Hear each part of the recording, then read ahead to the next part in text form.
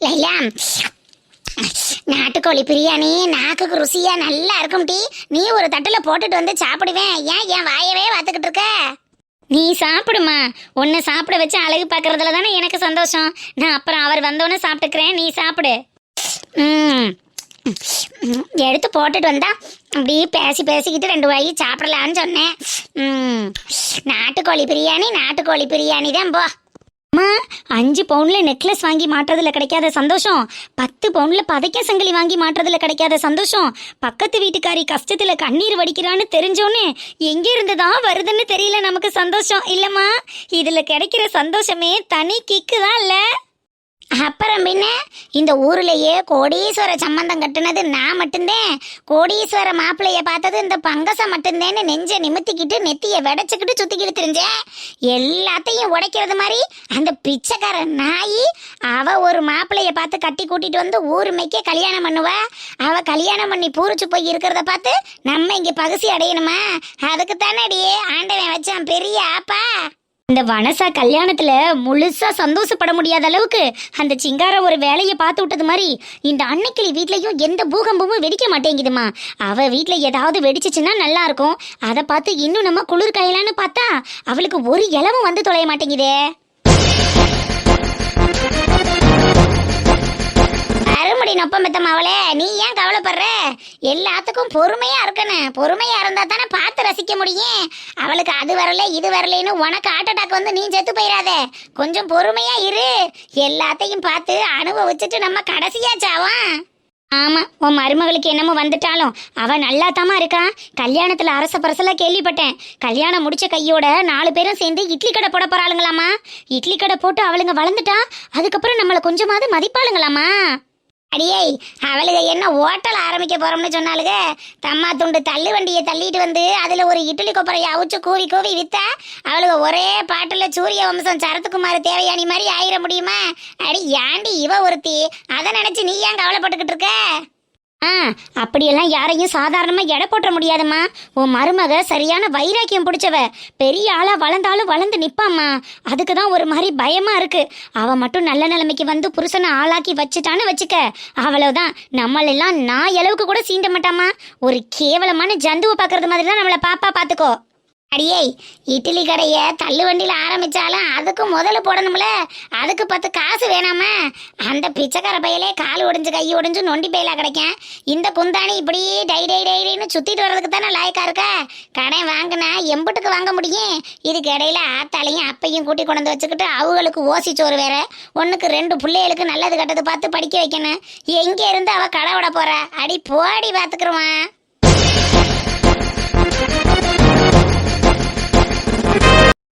ஐயோ அம்மா, மறந்தே போயிட்டேன் பாரு. அன்னைக்கிளி அண்ணன் பொண்டாட்டி சௌமியா அன்னைக்கு கால் பண்ணும்போதே சொல்லிச்சுமா, மகாலை விட்டு எல்லாரும் வீட்டுக்கு வந்த உடனே எனக்கு கால் பண்ணுங்க. நான் வந்து அந்த கிளவியவும் அன்னைக்கிளியவும் உண்டு இல்லைன்னு பண்ணி ஊரே பார்த்து சிரிக்கிற அளவுக்கு அசிங்கப்படுத்திட்டு வரேன்னு. ஐயோ, மறந்துட்டு நான் பாட்டுக்கு உட்காந்து கதை பேசிட்டு இருக்கேன் பாரு. நான் போய் உடனே கால் பண்ணி எல்லாரும் வந்துட்டாங்கன்னு சொல்லிட்டு வந்துடுறேன். இல்ல, போன் பண்றதெல்லாம் இருக்கட்டும்.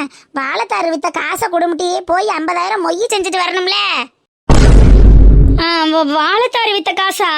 ஆமாடி, மகாலையே கேட்டதுக்கு வீட்டுல வந்து எடுத்து தரோம்னு பொண்டாட்டி புருஷனும் சொன்னியே. சரி போய் எடுத்துட்டு வா, நான் ஒரு 8 போய் மொய்ய செஞ்சுட்டு ஓடி வந்துடுறேன். அம்மா, அவளுகளை கழுவி ஊத்துற. அவளுக்கு நல்லா இருக்க கூடாதுன்னு நினைக்கிற. அவளுக்கு கண்ணீர் வடிச்சா இங்க பாரு, நாட்டுக்கோழி பிரியாணி அடிச்சு நல்லா சாப்பிட்டுக்கிட்டு இருக்க. இதுக்கு எதுக்குமா 50,000 அவளுக்கு மொய் செய்யணும்? விடு, பாத்துக்கலாம். அவளுக்கு இப்ப மொய் செய்யலைன்னா என்ன ஆக போகுது? லைலா, அது வேற இது வேறடி.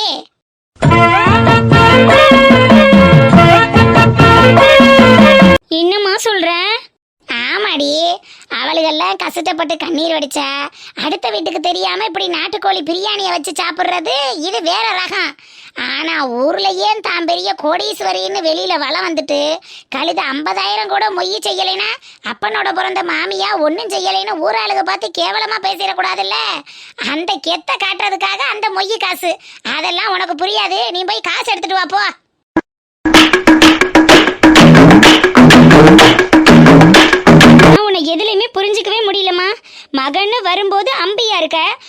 காசுன்னு வரும்போது அண்ணியனா மாறிடல நீ. அதெல்லாம் அப்படி தாண்டி லைலா. சரி நீ போய் காசு எடுத்துட்டு வா போ. அத்தை, வாங்க வாங்க இப்போ மருமையனே வாங்க, நாட்டுக்கோழி பிரியாணி சாப்பிடுங்க வாங்க. சாப்பிட்றதெல்லாம் இருக்கட்டும் அத்தை. மொய் செய்யறதுக்கு 50,000 பணம் கேட்டீங்கல்ல, இந்தாங்க போய் மொய் செஞ்சுட்டு வாங்க போங்க. இந்த அவத்தியில இதுக்குத்தான் என் மருமையை வேணும்னு சொல்றது. இம்புட்டு நேரமா இதத்தே உங்க பொண்டாட்டிட்ட கேட்டு நமத்துக்கிட்டு இருக்கேன். இந்த இடத்த விட்டு அசைவனான்னு உட்கார்ந்துருக்கா பாருங்க. நான் சொன்ன நிமிஷத்துல நினைச்ச நேரத்துல காசை கொண்டு வந்து நீட்டுறிய. அட, நீங்க ஒரு விஷயத்தை கேட்ட உடனே செய்யறது தானே நல்ல மருமகனுக்கு அழகு. அப்படி சொல்லுங்கப்பா மருமையனே. அதனால தானே இந்த ஊர் உலகத்திலேயே என் மருமையனை போல உண்டான்னு நான் ஊர் மெச்சுக்கிட்டு தெரியுறேன். இந்த கிழவி காசு வந்துருச்சேன்னு நல்ல பல்ல காட்டிக்கிட்டு உட்காந்துக்கிட்டு இருக்கு. ஆனா அந்த காசு எப்படி வந்துச்சுன்னு கேட்டா தானே தெரியும் அந்த மனுஷன் எங்க உருட்டி எங்க பெரட்டி கொண்டுட்டு வந்திருக்காருன்னு. என்னப்பா வாழைத்தார் வித்த காசு 2 லட்சமும் இருக்குல்ல? இப்ப சொல்லுடி மாப்பிள்ள, எங்க அம்மா கேக்குதுல்ல, சொல்லு. லைலா, அத்தை காசு கேக்குறாங்க, நீ பாட்டுக்கு அமைதியா உட்கார்ந்துருக்க. சொல்லு லைலா. குண்டு பையவளை எப்படி என்னைய கோர்த்து விடுதுன்னு பாரு. கழுத்து வட்டி கந்த வந்து 2 லட்சத்தையும் வாங்கிட்டு போயிட்டான்னு சொன்னா உன் நிலைமை என்னடா ஆகும்? பொறுக்கி பையல. என்னடி லைலா, மருமையை வாங்கிட்டே கொடுத்து வச்சிருக்காரா? இல்லம்மா, அவர் எம்பிட்டுக்கு வாழைத்தாரு வித்தாருன்னு கூட எனக்கு தெரியாது. என்கிட்ட எங்க கொடுத்து வச்சிருக்காரு? நீனாச்சு உன் மருமையினாச்சு. நீ எதா இருந்தாலும் உன் மருமையன்கிட்ட கேட்டுக்கோமா, என்னைய விடு. ஒன்னும் இல்லத்த, வாழைத்தாரு கொடுத்ததுல வர வேண்டியது 2 லட்சம் தான். ஆனா அவரு தான் இப்போதைக்கு 50,000 வாங்கிக்கோங்க தம்பி, மிச்சம் 1.5 லட்சத்தை இன்னும் 2 நாள்ல தரேன்னு சொன்னாரு. நான் போய் கேட்டா கொடுத்துருவாருத்த. இப்பொழுதைக்கு மொய் செய்ய தானே காசு தேவைப்படுது. இத போய் மொய் செய்யுங்க, இன்னும் 2 நாள்ல மிச்ச காசை உங்களுக்கு வாங்கி தந்துடுறத. சமாளிச்சிட்டாண்டா. இல்லப்ப மருமையனே, நீங்க நியாயமான ஆளு. ஒரு விஷயத்த சொன்னா வச்சா சரியா இருப்பீன்னு வைங்க. ஆனா இந்த ஊர்ல இருக்கிறவங்க எல்லாம் அப்படி இருக்க மாட்டாங்க. இப்போ எல்லாரும் திருட்டு பயலுக, பொறுக்கி பயலுக, மொல்ல மாதிரி பயலுக, சரியான ஏமாத்துக்காரங்க, ஏமாத்தி போடுவாங்கல்ல. அதான் நீங்களும் எங்கேயும் ஏமாந்துடக்கூடாதேன்னு சொன்னப்பா. அம்மா, என் புருஷனை பார்த்து நீ என்ன நினைச்ச? எப்பேற்பட்ட ஆளு அவராவது இன்னொருத்தங்கிட்ட ஏமாறுறதாவது. என் புருஷனாலே மற்றவங்க ஏமாறாம இருந்தா பத்தாம கிடக்கு. இந்த 50,000 வாங்கிட்டு போய் மொய்ய செஞ்சுட்டு வாமா போ. சரிம்மா.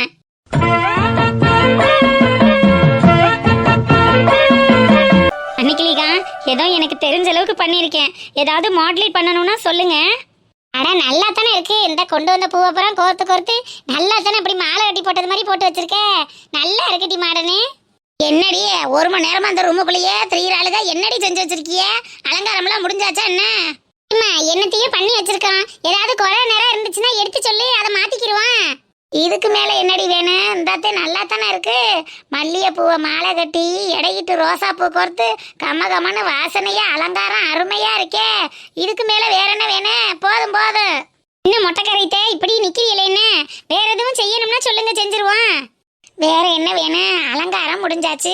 நல்ல பசும்பாலை 1 லிட்டர் வாங்கி அதுல தண்ணி ஊத்தாம பாலை அலசி விட்டு ஆடை விழுகாம காய்ச்சி அதை ஒரு செம்புல ஊத்தி மூடி வை. அவ போகையில உள்ள கொடுத்து விடணும்ல. ஆமா, அதை மறந்தாச்சோ. சரி, அப்ப நான் போய் பாலை காய்ச்சுறேன். போமட்டி போ. ஆடை விழுகாம அலசி காய்ச்சு, சரியா? சரித்தா, சரி. பாலோட சேர்த்து இந்த பழம் பண்டை இதெல்லாம் வைப்பாங்கல்ல, அதெல்லாம் என்ன விவரம்னு கேளும்டி. எனக்கு ஒரு மாதிரி சங்கட்டமா இருக்கு. என்னம்டி, என்ன மாத்தி காதை கடிக்கிறீங்களே? என்ன? ஒண்ணும் இல்ல பெரியமா, பால் மட்டும்தான் வேணுமா, இல்ல இந்த பழம் மண்டை ஸ்வீட்லாம் சொல்லுவாங்கல்ல, அதெல்லாம் வைக்கணுமான்னு கேக்குது அக்கா. ஒரு நாள் பார்க்குமா புது நாத்தோடு சேர்ந்து தென்காற்று தென்னாங்க. பெரியம்மா, உங்களிடத்தையும் கேக்குறேன். அட என்ன இதுக்கு ஆனா உனா தலையை குனிஞ்சுக்கிட்டு வெக்கப்பட ஆரம்பிச்சிருதுங்க. ஏன் பெரியம்மா, அட எடுத்து சொல்லு, அப்பத்தானே நான் போய் எடுத்து வைக்க முடியும். வைங்கடி, வைக்கத்தானே வேணும். ஐயோ ஆத்தா, என்னென்ன வைக்கணும்னு சொன்னாதானே வைக்க முடியும். சும்மா வைங்கன்னு தலையை குனிஞ்சுக்கிட்டு வெக்கப்பட்டுக்கிட்டே இருக்கீங்க. ஐயோ கடவுளே, இதுங்க ரெண்டும் ஏதோ புது பண்ண மாதிரி ஓவரா பண்ணிக்கிட்டு இருக்குதுங்க. அடி என்னடி இவளுக எல்லாத்தையும் கேட்குறாளுக. அழுகாத ஆப்பிளும் கனிஞ்ச ஆரஞ்சும் கொடியோட திராட்சையும் அதில் 2 இனிப்புக்கு லட்டு 2ஐயும் 2 மைசூர் பாக்கு ஜிலேபியவும் வையுங்கடி. இதெல்லாமா கேட்கணும்? இதெல்லாம் உங்களுக்கு தெரியாது? அட ஏன் மொத்த காலத்தை நீ வேற வயிற்றுச்ச கொடுமையை குட்டிக்கிற. இங்கே ஒன்னொன்னு எனக்கு பார்த்து நடந்தது. ஃப்ரெண்டு விட்டு போகுது, அதை நான் ஞாபகத்தில் வேற வச்சுக்கிறேனுமாக்க. என்னத்தையோ இப்படி பாக்கியராஜ் படத்தில் பார்க்கறதோட சரி, எங்கள் வாழ்க்கையில இதெல்லாம் எங்கே நடந்துச்சு? சரி போய் பாலை காய்ச்சி ரெடி பண்ணி வையுங்க போ. மாப்பிள்ளையும் பொண்ணையும் இன்னும் ஆளைக்கான நேரம் சொல்லுதான் என்ன? காலகாலத்தில் வந்தா தானே நலுங்க வச்சுப்புட்டு ஆரம்பிச்சு விடலாம். எக்கா பாலை ஆடை விழுகாம அலசி அலசி காய்ச்ச சொல்லுது. அது எப்படிக்கா ஆடை விழுகாம அலசி அலசி காய்ச்சறது? துவச்சு எடுக்கணுமோ? அடி கிறுக்கி துவச்சு எடுக்கிறாளாம் புளிஞ்சு எடுக்காம. ஆடை விழுகாம அலசி காய்ச்சனம்னா இப்படி பாலை குண்டான்ல வச்சுக்கிட்டு இப்படி ஆட்டி விட்டு அலசி அலசி காய்ச்சினா ஆடை விழுகாது. அப்பத்தே அந்த ஆடையில உள்ள சத்து பூரா பாலில் இறங்கும். இல்லைன்னா கொழுப்பு பூரா ஆடையில தானே போய் தங்கிக்கிறேன். கொழுப்போட சத்தும் பாலில் கலந்துருக்கணும்னு சொல்லிட்டேன். ஆடை விழுகாம அலசி அலசி காய்ச்ச சொல்லுது. பிள்ளைகளுக்கெல்லாம் சின்ன பிள்ளையில காய்ச்சி கொடுத்ததில்ல, ஒரு கூறுவாரும் தெரியாது. போமுட்டி போய் காய்ச்சி போ.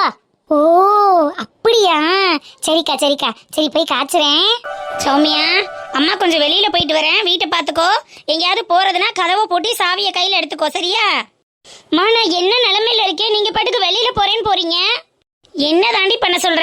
அதுக்காக வீட்டுக்குள்ளேயே உட்காந்து அழுதுகிட்டே இருக்க சொல்றியா? அழுதுகிட்டே இருந்தா பிரச்சனை சரியாயிரும்னு சொல்லு. உன்னோட சேர்ந்து நானும் உட்காந்து அழுதுட்டு இருக்கேன். இதோட காலையில இருந்து 10 வாட்டி கால் பண்ணிட்டேமா. அந்த மனுஷன் ஒரு கால் கூட பிக் பண்ணல தெரியுமா? எனக்கு எவ்வளவு இரிட்டேட்டிங்கா இருக்கும். அவரு தான் கோவத்துல இருக்காரு, உன்கிட்ட பேச மாட்டேன்னு சொல்லிட்டாருலடி. திரும்ப கால் பண்ணி அவரை ஏன் மேற்கொண்டு டென்ஷன் பண்ற? கொஞ்சம் அமைதியா ஆற போட்டு தான் பேசலாமே. கொஞ்சம் ரிலாக்ஸ்டா விட. என்னால முடியலம்மா, நான் என்னமா பண்றது? ஏன் வெளியில வந்துட்டா அப்படியே பொண்டாட்டியே தலை மொழிகணுமா? ஒரு வார்த்தை என்ன எதுன்னு கேட்க கூடாதா? அப்ப நான் எப்ப போவேன்னு அந்த மனுஷன் காத்துக்கிட்டு இருந்தது மாதிரி தானே இருக்கு. என்ன சொல்லி உனக்கு புரிய வைக்கிறதுனே தெரியல சௌமியா. அவங்க அம்மா அப்பாவை வீட்டை விட்டு துரத்தி இருக்க. அவங்க வீட்டில் இல்லைங்கிற வருத்தம் அவர் மனசுல இருந்துட்டு தானே இருக்கும். நீ போய் சமாதானம் பண்ணி கூட்டிட்டு வந்து வீட்டில் விட்டா அவர் உன்கிட்ட நார்மலா சகஜமா பழக போறாரு. இதுக்கு ஏண்டி இவ்வளவு ஒரே பண்ணிக்கிற? உன்னை நீயே கஷ்டப்படுத்திக்கிற சௌமியா, அது மட்டும் நல்லா தெரியுது. வீட்டை விட்டு மருமக வெளியில அனுப்பிட்டாலேன்னு பொண்டாட்டியும் புருஷனும் மூலையில உட்காந்து அழுதுட்டா இருக்காங்க. இல்ல மக வீட்டுல போய் உட்காந்து சோறு தண்ணி திங்காம கிடக்காங்களா? கல்யாணக்கார வீட்டுல போய் கூத்தடிச்சிட்டு இருக்காங்கம்மா. அதை எடுத்து சொன்னா உங்களுக்கும் புரிய மாட்டேங்குது, அந்த மனுஷனுக்கும் விளங்க மாட்டேங்குது. 2 பேருக்கும் நடுவுல கடந்துக்கிட்டு நான் தான் பாடுபட்டுட்டு இருக்கேன். ச்சே, என் வாழ்க்கை ஏன் தான் இப்படி நிம்மதி இல்லாம இருக்கோ எனக்கே தெரியல. தன்னோட சந்தோஷத்துக்கும் கஷ்டத்துக்கும் தான் காரணம்ங்கிறத முதல்ல உணரணும். அதை உணர்ந்தா தானே நீ அடுத்து என்ன செய்யலான்னு யோசிக்க முடியும். இவ வந்து 1 வாரம் ஆயிடுச்சு. உன் புருஷன் என்ன ஏதுன்னு உன்னை எதுவுமே கேட்கல. சரி, உன் புருஷன் தான் கேட்கல, கோவமா இருக்காரு. உன் பிள்ளையாவது ஒரு ஃபோன் பண்ணி என்னம்மா ஏதுமான்னு ஒரு வார்த்தை கேட்டிருக்கானா? என்ன நீ புள்ள வளர்த்த? என்ன நீ இத்தனை காலம் குடும்பம் பண்ண?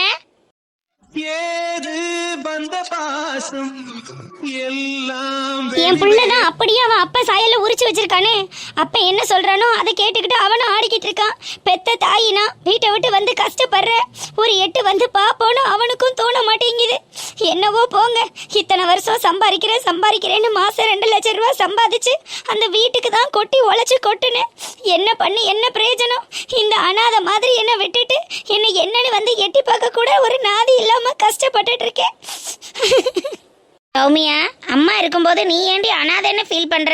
நான் உன்னை அப்படியே விட்டுருவேனா சொல்லு. என்ன ஏதுன்னு பேசி பாப்போண்டா. மா, இனிமே பேசி பார்க்கறதுக்கெல்லாம் ஒண்ணுமே இல்லம்மா. இப்பதான் லைலா கால் பண்ணா. குடும்பத்தோட கல்யாண கச்சேரியெல்லாம் முடிச்சுட்டு வீட்டுக்கு வந்துட்டாளுங்களாம். இப்ப போனா தானமா டைம் சரியா இருக்கும். அந்த கிழவிய நிக்க வச்சு நாக்க புடுங்கிறது மாதிரி 4 கேள்வி கேட்கணுமா? என் வீட்டுல இருக்கையில மட்டும் உனக்கு காலு வலி, கை வலி, மூட்டு வலி எல்லா வலியும் வருது. ஆனா மக வீட்டுக்கு வந்தா மட்டும் நல்ல மகளோட ஜோடி போட்டுக்கிட்டு ஊரா சுத்துறதுக்கும் நல்ல கல்யாணம் கச்சேரின்னு அட்டன் பண்ணி குஜாலாவா சந்தோஷமா இருக்கிறதுக்கு மட்டும் உன்னால முடியுதான்னு நல்லா கேட்டுட்டுதாம்மா வரணும்னு இருக்கேன். அதோட மட்டும் விட்டுறாத சௌமியா. அந்த கிழவியும் கிழவனையும் இழுத்து போட்டு ரோட்ல 4 சாத்திட்டு வா. அப்பதானே உன் புருஷன் மொத்தமா உனக்கு அறுத்து கழுவிட்டு இந்தாடி டைவர்ஸ் பேப்பர்ல கையெழுத்து போட்டு கொடுப்பாரு. நீ மொத்தமா வந்து வீட்டுல உட்காரலாம். அப்புறம் என்னடி பிரச்சனையை எப்படி முடிக்கணும்னு பார்க்காம பேக்கொண்டு எப்படி வளர்க்கணும்னு அதுலயே கங்கணமா தெரியுற? அதுக்காக அந்த மனுஷன் என்ன டைவர்ஸ் பண்ணுவானா? எங்க பண்ணட்டுமே பாப்போம். பண்ணுனா எனக்கு எந்த பிரச்சனையும் இல்லம்மா. நான் மாசம் 2 லட்சம் ரூபாய் சம்பாதிக்கிறேன். நான் என் சொந்த கல்ல தனியா நிப்பேன். அந்த மனுஷன் தான் வயசான அம்மா அப்பாவை வச்சுக்கிட்டு கஷ்டப்பட்டுட்டு இருக்கணும். காசு இருக்கும் சௌமியா. மாசம் 2 லட்சம் என்ன, ஓவர் டைம் பார்த்தா 4 லட்சம் கூட இருக்கும். ஆனா உன் மனசுல சந்தோஷம் இருக்குமாடி? இப்ப மட்டும் அப்படியே சந்தோஷத்துல மிதந்துட்டு இருக்கனா என்ன? இப்பவும் அப்படிதானே இருக்கேன், அதே மாதிரி இருந்துட்டு போறேன். வேறண்டாவாதத்துக்கு பேசுனா நீ பாட்டுக்கு பேசிக்கிட்டே தாண்டி இருக்கலாம். காசை வச்சு என்ன அவுச்சா திங்க முடியும்? கட்டுன புருஷனும் பெத்த பிள்ளைகளுமே மதிக்காத உன்னைய இந்த வீட்டுல இருந்து எத்தனை நாளைக்கு உன்னை யாரு மதிக்க போறா? நாளைக்கே உன் தம்பிக்கு ஒரு பொண்ணை பார்த்து கல்யாணம் பண்ணி வச்சுட்டா அவன் குடும்பம்னு அவன் போயிடுவான். எனக்கும் வயசாயிருச்சு, என்னைய பார்க்கவே எனக்கு முடியல. இதுல உன்னைய நான் எங்கிட்ட பார்க்க முடியும்? ஒத்தாளா கடந்து தனி கட்டையா காலம் முழுக்க சாக போறியா? இப்ப என்னமா என்ன பண்ணணும்ன்ற நீயே சொல்லு, அதுபடியே செஞ்சு தொலைற. நாளைக்கு காலையில வேலையா உன் நாத்தனா வீட்டுக்கு போய் உன் மாமனார் மாமியார பாரு. நான் செஞ்சது தப்பு தான், நான் பேசுனது தப்பு தான். அதுக்காக என்ன மன்னிச்சிருங்க, வாங்க நம்ம வீட்டுக்கு போகலான்னு உரிமையா கூப்பிடு. உன் மாமியா மாமன் தானே, போய் வழிய மன்னிப்பு கேட்டா அதெல்லாம் ஏத்துக்குருவாகடி. அந்த அன்னைக்கிளி புருஷனும் அப்பேற்பட்ட மோசக்காரன்லாம் இல்ல, அந்த ஆளும் கொஞ்சம் நல்ல மனசு படைச்சவன் தான். என்ன ஏதுன்னு விசாரிச்சு சரி போயிட்டு வாங்கன்னு அனுப்பித்தான் விடுவாங்க. நீ போய் நாளைக்கு கூப்பிடு, என்னங்கிறத அப்புறம் பார்த்துக்குருவோம். நான் போறேன், சரி மன்னிப்பு கேட்டு கூப்பிடுறேன்னு வை. நான் கூப்பிட்ட உடனே அந்த அன்னைக்கிளி இல்லை எங்க அம்மாவெல்லாம் அனுப்ப முடியாதுன்னு சொல்லிட்டா என்ன பண்ண? அதுக்கு தாண்டி சொல்கிறேன், அந்த புள்ள கோவத்தில் அனுப்ப முடியாதுன்னு சொன்னாலும் சுப்பிரமணி நல்ல பையன் தானே. அந்த பையன் இருக்கும்போது நீ அவங்கிட்ட போய் பேசு. அண்ணன் இந்த மாதிரி பிரச்சனை ஆயிடுச்சு, எந்த குடும்பத்தில் தான் சண்டை வம்பு இல்லை, அதுக்காக இங்கே வந்து உட்காந்துக்கிட்டா எத்தனை நாளைக்கு இருக்கிறது? உங்கள் மச்சனனுக்கு தானே அசிங்கம். நீங்கள் பொண்ணு கட்ட வீட்டில் இப்படி கூட்டி கொண்டு வச்சிருக்கீங்களே, இது எந்த விதத்தில் நியாயம்னு நியாயம் கேளு. அந்த பையன் கொஞ்சம் பார்த்து புத்திசாலித்தனமாக பேசி அனுப்பி வச்சிருங்கிற நம்பிக்கை எனக்கு இருக்கு. நீ போய் பேசி பாருவேன்னு சொல்கிறேன். சரிம்மா, அந்த அன்னைக்கிளி வீட்டுக்கு நீ சொல்றதுனால போய் என்னங்கிறத பேசி பார்க்குறேன். அந்த கிழவியும் அவளும் ஏதாவது ஓவரா பேசி வர முடியாதுன்னு சொல்லிட்டாளுங்கன்னு வை. அதோட அவளுங்க இருக்கிற தசை பக்கமே நான் போக மாட்டேன். நான் பாட்டுக்கு என் வேலையை பார்த்துக்கிட்டு இருந்துருவேன் சொல்லிட்டேன். நீ முதல்ல போய் பேசு, அதுக்கப்புறம் உள்ள விஷயங்களை அப்புறம் பார்ப்போம். சரி சரி. அப்பா பொம்பளை பிள்ளைய பெத்தம்மா, நல்லபடியாக ஒருத்தன் கையில் பிடிச்சி கொடுத்தம்மா, புள்ள குட்டின்னு அது சந்தோஷமாக வாழ்கிறத பார்த்து நம்ம நிம்மதியாக இருந்தோன்னு கடைசி காலத்தில் நிம்மதியாக இருக்க வர்றாளா? ஏதாவது ஒரு பிரச்சனையை இழுத்துட்டு வந்து 7:30 நிற்கிறா. இவளை வச்சுக்கிட்டு என்னதான் பண்ணுறதோ தெரியலப்போ. கண்ணான கண்ணே என் தெய்வ பெண்ணே கண்ணில். வனசாக்கா, பொண்ணு மாப்பிள்ள வந்தாச்சு, உள்ள என்ன செய்யற? ஆரத்தியை கரைச்சி எடுத்துட்டு வா. இந்த வந்துட்டேன் நெடுவாளி. போக்கா, போய் கொழுந்தனுக்கும் தங்கச்சிக்கும் ஆரத்தியை கரைச்சி எடு. எம்புட்டு நேரமா வாசல்லே நிப்பாக. பாப்பா சாவி. ஆ வாங்க கொழுந்தனாரே. வரீங்க மைனி. சுற்றமும் உற்றமும் யாருமே இன்றி வாழ்ந்திடும் வீட்டினில் தெய்வம் இல்லை. என்ன கொழுந்தனாரே, ஆரத்தி எடுத்த மைனியை பார்த்துக்கிட்டு பேசாம நிக்கிறிய? தட்டுல 500 1000 அள்ளி போட வேண்டியதானே? ஐயோ அதெல்லாம் ஒண்ணு வேணாம்ப்பா, அவ சும்மா சொல்றா. ஏக்கா, வர்ற மகாலட்சுமியே எதுக்கு வேணான்னு சொல்ற? ஆரத்தி எடுத்தா தட்டுல காசு போடுறது இல்லையா? கொழுந்தனாரே, சும்மா அள்ளி தெளிச்சு விடுங்க கழுதையில. இந்தாங்க மைனி. எக்கா பாத்தியா, நான் சொல்ல வந்தேன், உன் குழந்தை 500 ரூபா போட்டிருக்காரு. காசை எடுத்துவிட்டு தண்ணியை கீழே ஊத்திட்டு வா. நீ பாட்டுக்கு மொத்தமா ஊத்திடாத. சரி சரி போ, பொண்ணு மாப்பிள்ளைய உள்ள கூட்டிட்டு போ, நான் தண்ணியை ஊத்திட்டு வரேன். சாவித்ரி உள்ள போப்பா. ஆ என்னடி நயன்தாரா, மணமகளே மருமகளேன்னு பாட்டு போடலையேன்னு வெயிட் பண்றியோ? அதெல்லாம் உன் மாமியார் வீட்டில் போட்டதோட சரி, நம்ம வீட்ல எல்லாம் போட மாட்டாங்க. உள்ள போ. சரிக்கா. இந்தடா சாஸ்திரத்துக்கு ஆரத்தி எடுத்தவங்களுக்கு 50 100 வையின்பாங்க, நீ 500 ரூபாயை தூக்கி அப்படியே வைக்கிற. அட, அவங்க சொல்லும் போது வைக்காம இருந்தா மரியாதையா இருக்குமா? இதனால என்னடி இருக்கு? ஆரம்பத்திலேயே கத்து கத்தா காசை காமிச்சு பழக்காத விக்கி. குடும்பம் எப்பேற்பட்ட குடும்பம்னு தெரியும்ல. சும்மாவே எங்க எந்த இடம்னு பார்க்காம திருடி திங்கிற குடும்பம். இந்த குடும்பத்துல எல்லாம் பார்த்து கவனமா பணத்தை செலவு பண்ணணும். நீ பாட்டுக்கு கை காட்டி செலவு பண்ணாத. சாவி. என்னடா இப்ப என்ன தப்பா சொல்லிட்டேன்? சூதனமா பொழைச்சுக்கோன்னு சொல்றேன், அது தப்பா? வந்து வீட்டுக்குள்ள கூட நுழையல, அதுக்குள்ள உன் கச்சேரி ஆரம்பிச்சிட்டியா? கொஞ்ச நேரம் வாயை மூடிக்கிட்டு பேசாம இருறேன். நான் தான் உன் நகையை எப்படியாவது தேடி தரேன்னு சொல்லிட்டேன்ல, திரும்ப திரும்ப ஏதாவது ஒண்ணுனாலும் அதுலயே வந்து நிக்கிற. இழந்தவளுக்கு தாண்டா வழி தெரியும், வேடிக்கை பாக்குற உனக்கு எங்க தெரியும்? என் புள்ள விட்டு நகை என்னவோ போ. சரி உள்ள போ, அவளுங்க தேட போறாளுங்க. கொழுந்தனாரே சாவித்ரி, ஏன்பா வாசலே நிக்கிறீங்க? உள்ள வாங்க. இல்ல பரவாயில்ல இருக்கட்டும், நான் பொண்ணு மாப்பிள்ளைய விட்டுட்டு போலான்னு தான் வந்தேன். நான் அப்படியே கிளம்புறேன், நீங்க பாத்துக்கோங்க. பொண்ணு மாப்பிள்ளைய விட்டுட்டு அப்படியே வெறுங்கையோட போனா எப்படிப்பா? நலுங்கு வச்சுட்டு போங்க. உங்க தம்பிக்கு உங்க நாத்தனாளுக்கு நீங்க தானே நலுங்கு வைக்கணும். ஆமா, பெரிய தம்பி தாலியை கட்டின அடுத்த நிமிஷமே பொண்டாட்டின்னு பொண்டாட்டி குடும்பத்துக்கு ஜாலரை அடிச்சுக்கிட்டு திரியிறான். இவன் அடுத்த மாசமே புள்ள பெக்கணும்னு நான் நலுங்கு வைக்கணுமா? அவ தங்கச்சி நல்லா இருக்கணும்னு தானே அவளும் நினைக்கிறாளுங்க. அடுத்தவ குடும்பம் எக்கேடு கெட்டு போனா இவளுகளுக்கு என்ன? சாவித்ரி வாங்கப்பா, உள்ள வாங்க. நலுங்க வச்சுட்டு ஏதாவது சாப்பிட்டுட்டு கிளம்பலாம்ப்பா. இல்ல கல்யாண வேலையில அப்படி எப்படி எல்லாமே போட்டபடி கிடக்கு. அம்மா தனியா கஷ்டப்படுவாங்க, அதான் கிளம்பலான்னு பாக்குறேன். சாவி, அதான் சொல்றாங்கல்ல, நலுங்கு வச்சுட்டு போடி. இப்ப என்ன அவசரம் உனக்கு? நீ வாய மூடு, ஏதாவது பேசுன. சரி வா, உள்ள வா. வாசல்லே ஏன் நிக்கிற? வாங்கப்பா உள்ள வாங்க. இனி ஜீவா காரை பார்க் பண்ண போயிருக்கான், அவனையும் கூட்டிட்டு வந்துருங்க. ஓ ஜீவா தம்பி தான் ஓட்டிட்டு வந்துச்சா? சரிப்பா. பாவம் ஏன் அது வண்டியிலே இருக்கு, நான் போய் கூட்டிட்டு வரேன், நீங்க உள்ள போங்க. ஓகே மைனி. சாவி உள்ள வா. போடா. அடி வனசா, எங்கடியே நலுங்கு நாத்தனா நலுங்கு தானே வைக்கணும். எங்க ஆறு வந்திருக்கா, வர சொல்லு. அவ அக்கா வந்திருக்கா வரியுமா? சாவித்ரி சாவித்ரி கூப்பிட்டீங்களாப்பா? ஆமாப்பா, சாந்தி முகூர்த்தத்துக்கு நலுங்கு நாத்தனா நலுங்கு நீங்க தானே வைக்கணும். வாங்க வந்து வைங்க வாங்க. இந்த வரேன் பாட்டியம்மா. வாங்கத்தா, நல்லபடியா உங்க தம்பியும் நாத்தனால நல்லா இருக்கணும். அவங்க என்னைக்கு எந்த குறையும் இல்லாம வாழணும். காலத்துல ஒரு ஆம்புள்ளையோ பொம்புளையோ பெத்து உங்க கையில கொடுக்கணுமேன்னு மனசார வேண்டிக்கிட்டு அவங்களுக்கு நலுங்கு எடுத்து வைங்கம்மா. சரிங்க பாட்டியம்மா. மனசா, நாத்தனாவோட கணக்கா 3 சுமங்கலி 5 சுமங்கலின்னு வந்து நலுங்கு வைங்க வாங்க. ஏன் நின்றுகிட்டே இருக்கீங்க? நேரம் ஆகுதா இல்லையா? அத்தா, கணக்கு நாத்தனா வச்சுட்டாங்க, 2ஆம் கணக்கு நீங்க வைக்க வேண்டியதானே? ஐயா இருக்கையில நான் வைக்கலாண்டி. ஐயா இல்லாதப்ப நான் போய் நலுங்கு வைக்க கூடாதுல்ல. தாலி கட்டின கையோட சுமங்கலி நீங்க 3 பேர் 5 பேரா போய் நலுங்கு வைங்கம்மா. பிள்ளைய நல்லா இருக்கணும், சீரம் சிறப்புமா செழிப்பா இருக்கணும்னு நேர்ந்துக்கிட்டு போய் நலுங்கு எடுத்து வைங்க போங்க. அன்னைக்கிலிக்கா, அதான் ஆத்தா சொல்றாங்கல்ல, அப்ப 2ஆம் நலுங்கு நீ வை போ. சரிம்மா. அடிச்சக்க செவந்த அழக கொஞ்சம் செழிச்சு கிடக்கும் திமிர 10 வருஷம் பக்கம் இருந்தும் பார்த்ததில்லடி நானும். அந்த ராஜ கதவு திறந்தா பல ரகசியமும் தெரிஞ்சா பத்தியம் கிடந்த மாப்பிள்ள பையனும் பைத்தியமாக வேணும். அடி தூக்கி இருக்கும் அழகு அவன் தூக்கம் கெடுத்து போகும். அடி